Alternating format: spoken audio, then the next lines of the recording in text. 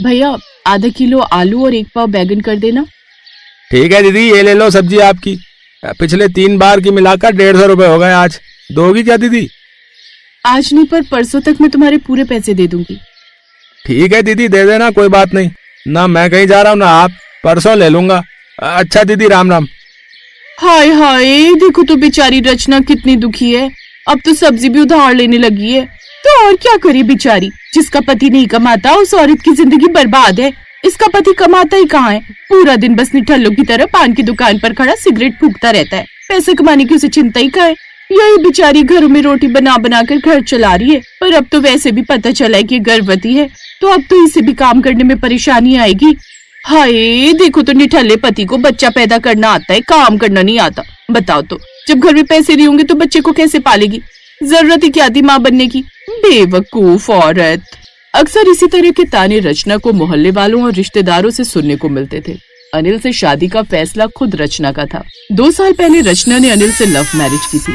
रचना के माता पिता नहीं चाहते थे कि रचना अनिल से शादी करे, पर रचना ने जिद की, इसलिए परिवार वालों ने रचना की शादी अनिल से कर दी। रचना को शादी के बाद पता चला कि अनिल शराब और सिगरेट का आदी है। इन्हीं आदतों के चलते अनिल देर सवेर काम पर जाता था, इसलिए उसकी नौकरी छूट गई और आज हर रिश्तेदार और जान पहचान वालों के ताने नींद में भी रचना का पीछा नहीं छोड़ते। हाय हाय, इसका पति नहीं कमाता। हाय, इसका पति नहीं कमाता। हाय हाय हाय हाय, इसका पति नहीं कमाता। रचना नींद से जागती है। उसने नजर घुमाकर अनिल की तरफ देखा और फिर घड़ी की तरफ देखने लगी। 5 बजे हैं, पर सोने का मन ही नहीं है। ये मैंने कैसा सपना देखा? ये सब रोजाना के ताने हैं जो सपने में भी मेरा पीछा नहीं छोड़ रहे। आज काम पर भी जल्दी जाना है, उठी जाती हूँ। रचना उठकर कमरे से बाहर आई तो देखा उसकी सास जगी हुई थी। अरे रचना, आज जल्दी उठ गई? सुबह थोड़ी देर से उठ लिया कर बहू, अब तेरा 3रा महीना शुरू हो गया है, आराम भी शरीर के लिए जरूरी है। माँ जी, वो पता नहीं बहुत बुरे बुरे ख्याल मन में आ रहे थे, उसी से नींद खुल गई। मैं जानती हूँ बहू, रोजाना तुम्हें अनिल की वजह से ताने सुनने पड़ते हैं। पता नहीं अनिल को कब समझ आएगी, कब ये कोई काम करेगा, कब कमाने पर ध्यान देगा। मैं तो समझा समझा कर थक गई। माँ जी, मैं चाय बनाकर लाती हूँ, आज काम पर 8 बजे पहुँचना है। हाँ हाँ, तू टाइम से जा, घर की रोटी सब्जी मैं देख लूंगी। रचना की सास विमला बहुत अच्छे स्वभाव की थी। वो अपनी बहू का दर्द समझती थी।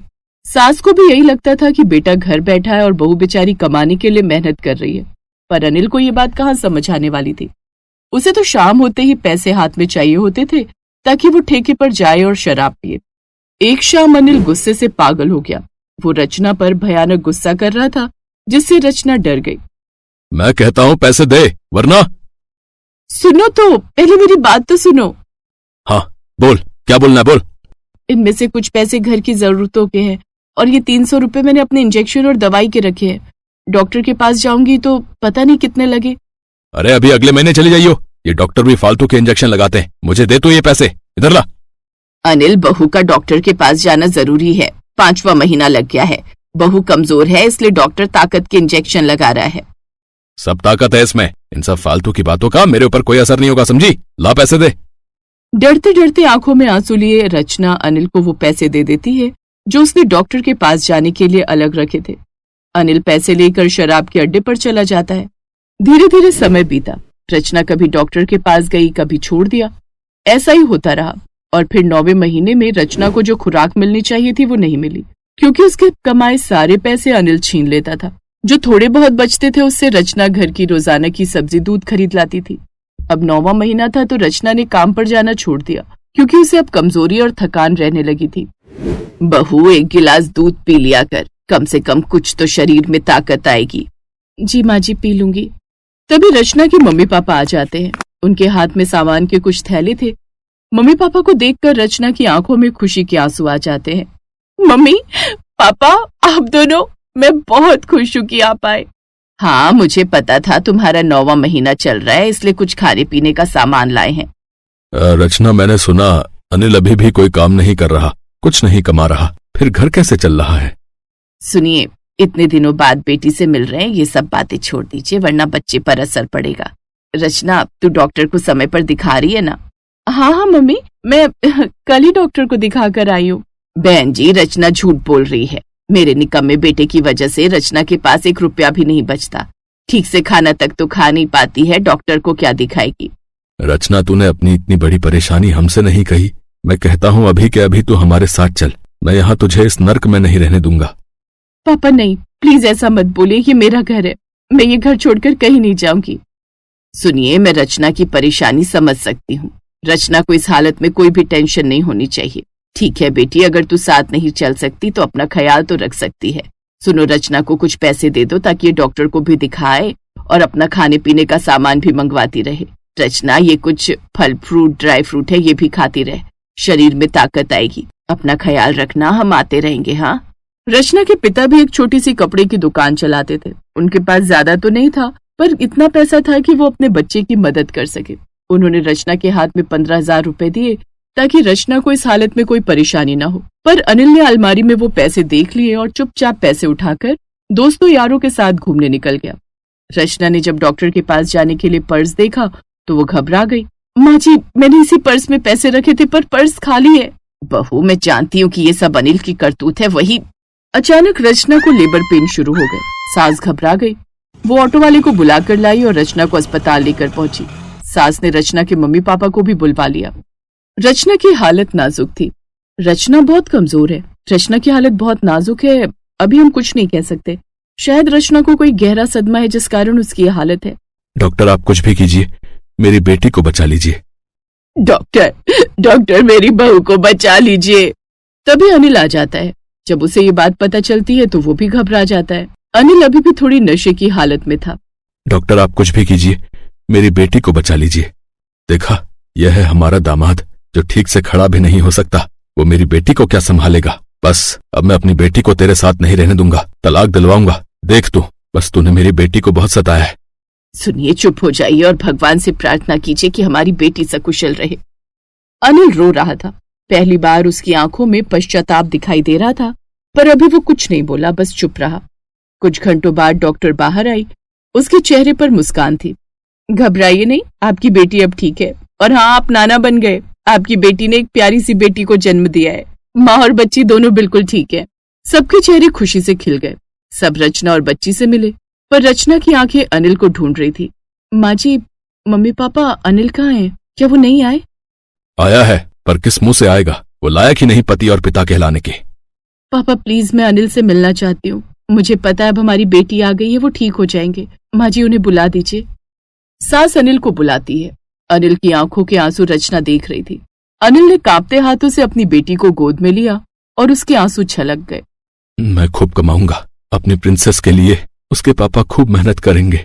मेरी परी, मेरी गुड़िया, मैं खुद को बदलूंगा। मैं आप सबसे माफी मांगना चाहता हूँ, मुझे माफ कर दीजिए।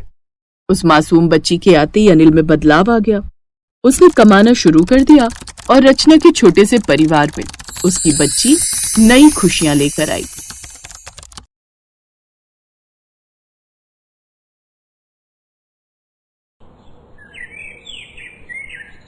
तो दिशा, कॉलेज कैसा चल रहा है? बढ़िया पापा। अच्छी बात है। वैसे कॉलेज के बाद का क्या सोचा है? मेरा एकदम क्लियर है पापा। पोस्ट ग्रेजुएशन के बाद कहीं ना कहीं प्लेसमेंट हो ही जाएगी किसी अच्छी कंपनी में। बस फिर बाकी जिंदगी आराम से जॉब करनी है। वो सब तो ठीक है, लेकिन शादी वादी के बारे में क्या सोचा है? माँ प्लीज, फिर वही बात। मैं अभी पढ़ना चाहती हूँ। जॉब वगैरह कर लो, उसके बाद देखी जाएगी। हाँ, पर जॉब तो शादी के साथ भी हो सकती है ना। मुझे भी यही लगता। अच्छा, तुम्हें राहुल कैसा लगता है? कौन? वो आपकी फ्रेंड मिश्रा अंकल का बेटा? हाँ, वही।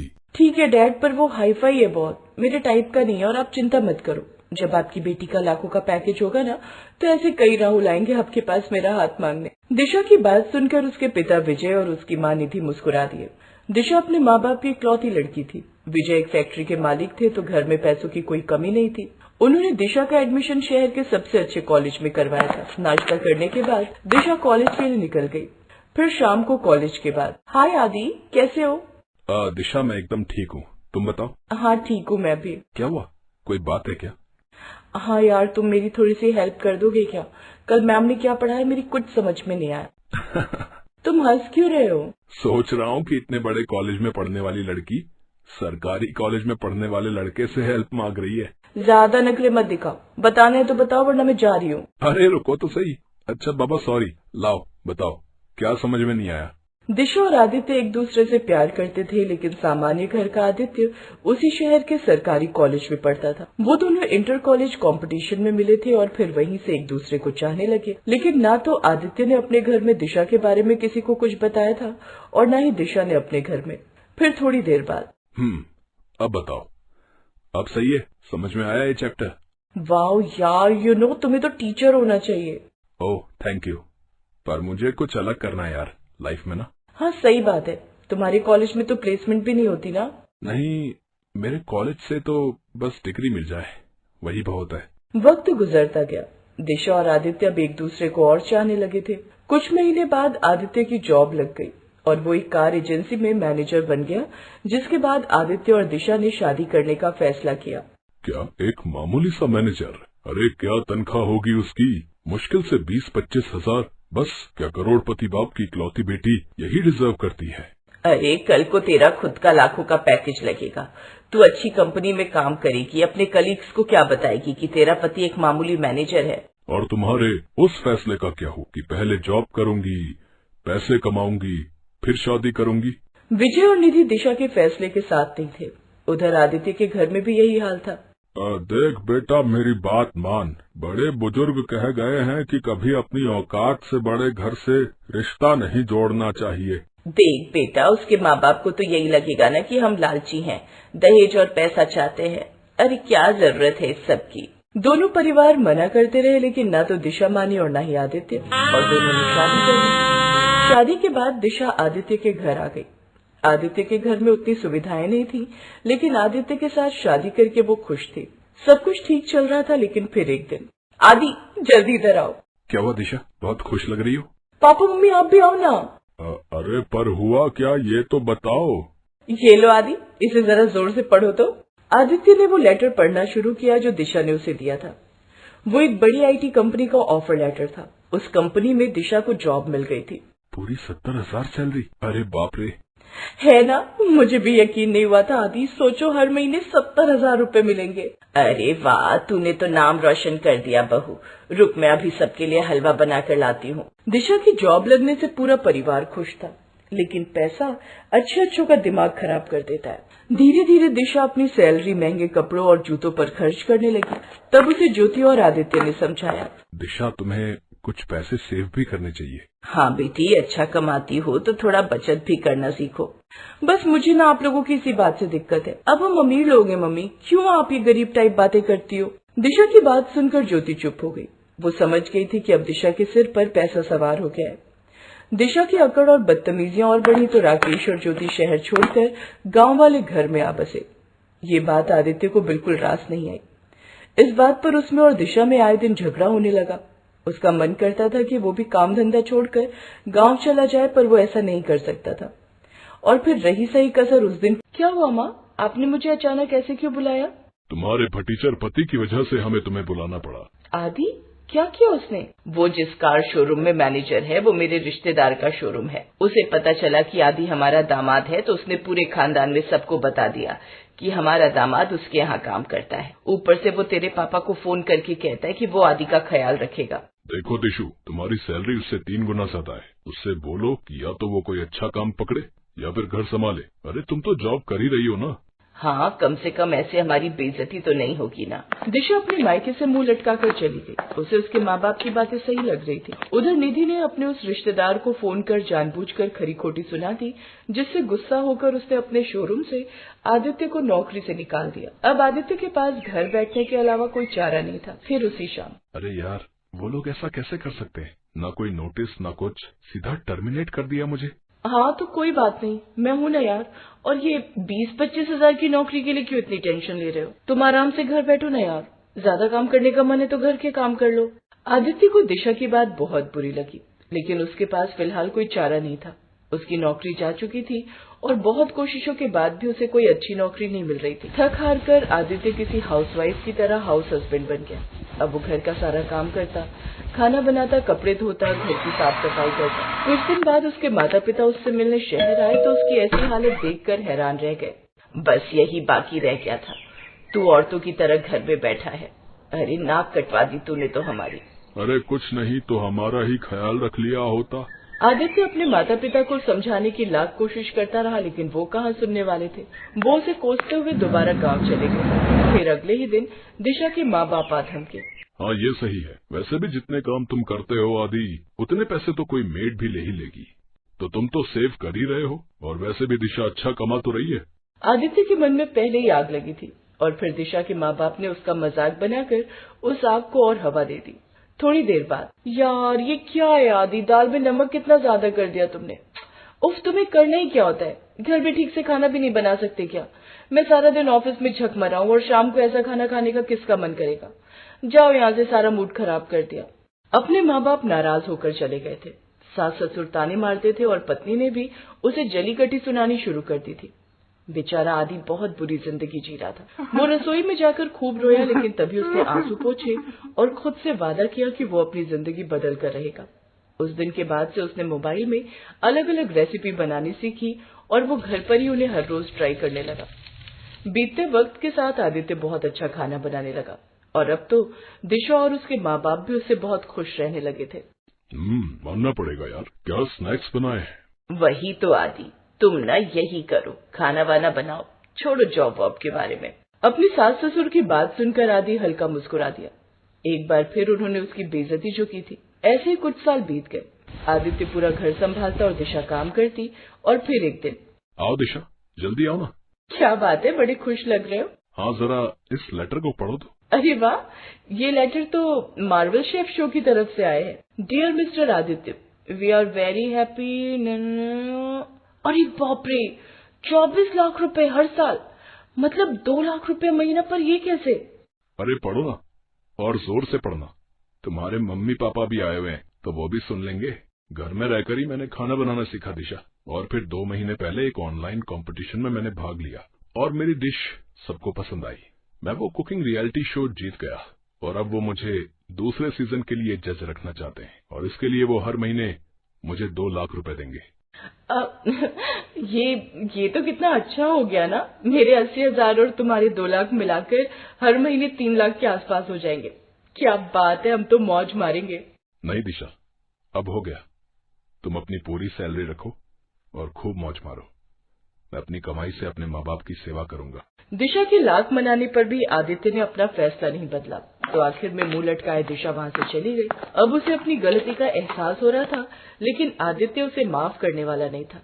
वो अपने गांव के लिए निकल चुका था, अपने बूढ़े माँ बाप को लाने के लिए और अपना खोया हुआ आत्मविश्वास